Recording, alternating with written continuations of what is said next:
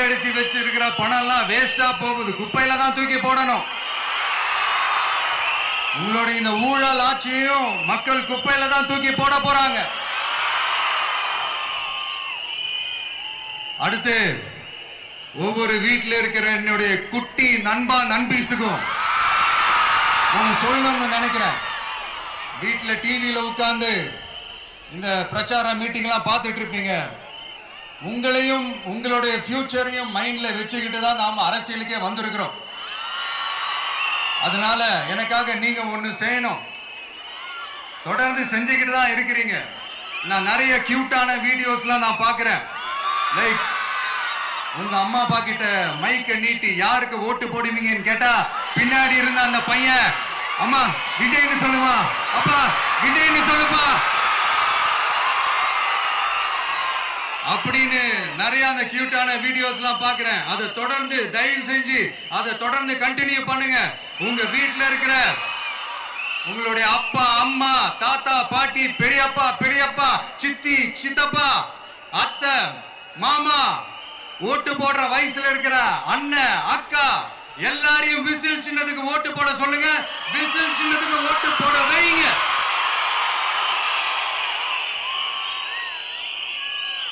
இந்த தேர்தல் நெருங்கிற இந்த நேரத்தில் பொலிட்டிக்கலா ஸ்பீக்கிங் டு த பாயிண்ட் ஒரே ஒரு விஷயம் நான் சொல்லணும். நாங்க அரசியலுக்கு வந்தது எந்த கட்சியும் ஒழிக்கிறதுக்கோ அழிக்கிறதுக்காகலாம் நாம அரசியலுக்கு வரல. யார் மேலேயும் தனிப்பட்ட ஒரு வன்மமோ இல்ல தனிப்பட்ட கோபமோ அப்படிலாம் யார் மேலேயும் கிடையாது. இந்த மத்தவங்க மாதிரி இந்த வெறுப்பு அரசியல் பண்றதுக்காகலாம் நாம அரசியலுக்கு வரல.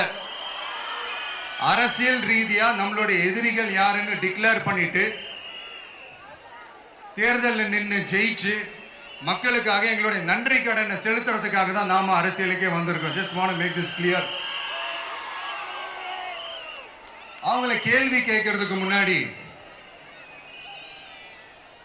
அவங்களுடைய இயலாமையை மறைக்கிறதுக்காக இந்த ஏ டீம் பி டீம் இதெல்லாம் கூட சேர்த்துக்கிட்டு ஒரே விஷயத்த சொல்லி அழுவுறாங்கல்ல.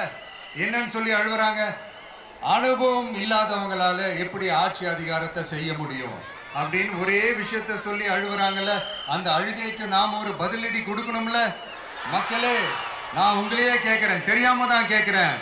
இந்த அனுபவம் அனுபவம் அனுபவம்னு சொல்றாங்களே, அதிகாரத்தை வச்சு மக்கள் பணத்தை கொள்ளையடிச்சதை தாண்டி வேற ஏதாவது கொம்பு முளைச்ச பெரிய அனுபவம் இவங்களுக்கு இருக்குதா?